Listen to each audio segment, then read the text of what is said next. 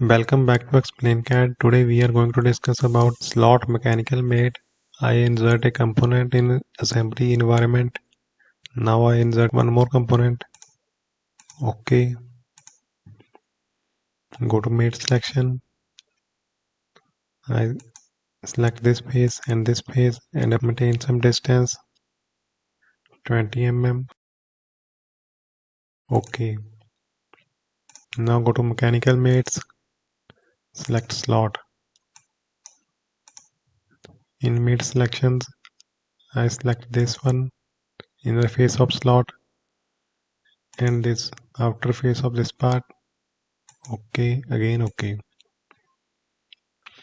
Our slot mechanical mate is activate. See here, this part follow this slot only. This is slot mechanical mate. Thanks for watching. Please subscribe.